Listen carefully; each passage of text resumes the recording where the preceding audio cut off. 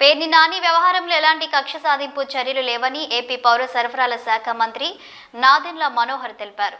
చట్టం నుంచి ఎవరు తప్పించుకోలేరని స్పష్టం చేశారు. పేర్ని నానికి చెందిన 2 గోదాములపై కూడా తమకు అనుమానాలున్నాయని అన్నారు. గోదాముల్లో స్టాక్స్ తగ్గిందని నవంబర్ 27న మచిలీపట్నం జేఎస్ గోడౌన్స్ చెప్పిందని నాదెండ్ల మనోహర్ తెలిపారు.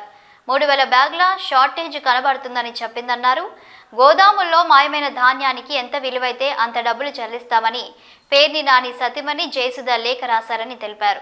పేర్ని నానికి చెందిన 2 గోడౌన్పై కూడా తమకు అనుమానాలున్నాయని తెలిపారు. ఆ ఆధారాలను ధ్వంసం చేయడానికి ప్రయత్నించారని ఆరోపించారు. పేర్ని నాని వ్యవహారంలో ఎలాంటి కక్ష సాధింపు చర్యలు లేవని ఆయన స్పష్టం చేశారు. చట్టం నుంచి ఎవరూ తప్పించుకోలేరని అన్నారు. రూల్ ఆఫ్ లా ఇంప్లిమెంట్ కావాల్సిందేనని తెలిపారు. అనవసరంగా ఎవరిపైన కక్ష సాధింపు చర్యలు ఉండవని, తప్పు చేసిన ఎవరిని ఈ ప్రభుత్వం వదలదని స్పష్టం చేశారు. ఎక్కువ స్టాక్ నిర్ధారించడం అయిందనే విషయం ఆయన మీడియాకి వెల్లడించారని ఇందాక నాకు చెప్పారు. పూర్తి సమాచారం తెప్పించుకోవాలి. నేను ఇందాక అన్నట్టు చట్టాన్ని ఎవరు దాటి వెళ్ళలేరు. ఖచ్చితంగా మా పరిధిలో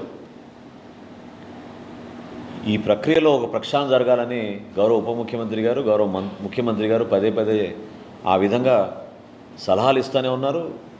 మా శాఖకి నాకు ఒక మంత్రిగా ఆ బలం కూడా వాళ్ళ ద్వారా నేను తీసుకోగలుగుతున్నాను. సో నిజాయితీగా పనిచేస్తాం. అది ఏ వెసలైనా అవనండి, ఏ పోర్ట్ అయినా అవనండి, ఏ కంటైనర్ అయినా అవనండి, ఏ లారీ అయినా అవనండి. ఎప్పుడైతే మీ దగ్గర పీడిఎస్ రైస్ దొరికిందో ఖచ్చితంగా చట్టపరంగా మేము యాక్షన్ తీసుకుంటాం. మొట్టమొదటిసారి రాష్ట్రంలో పీడీ యాక్ట్ కింద రైస్ స్మగ్లింగ్ కూడా తీసుకొచ్చాం.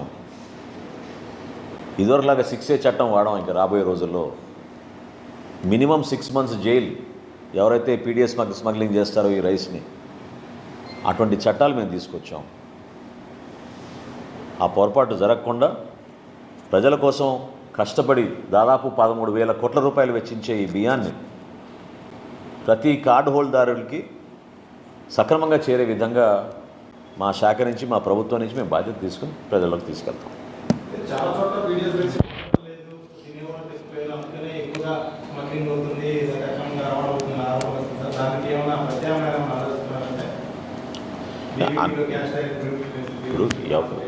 అనేక సూచనలు, కొత్త ఆలోచనలు సమాజంలో సహజంగానే ప్రజలు, అదేవిధంగా అధికార యంత్రాంగం ఎప్పుడు కూడా చర్చిస్తూనే ఉంటాం. సమయం వచ్చినప్పుడు మేము దాని మార్పులు తీసుకొస్తాం. ఒకటి మాత్రం వాస్తవం, ముందు ఎన్ఫోర్స్మెంట్ జరగాలి. అది ఇబ్బంది అయినా సరే, కష్టమైనా సరే, కొంతమందికి నచ్చకపోయినా సరే, చట్టాన్ని గౌరవించే విధంగా, రూల్ ఆఫ్ లా ఎన్ఫోర్స్ అయ్యే విధంగా ఖచ్చితంగా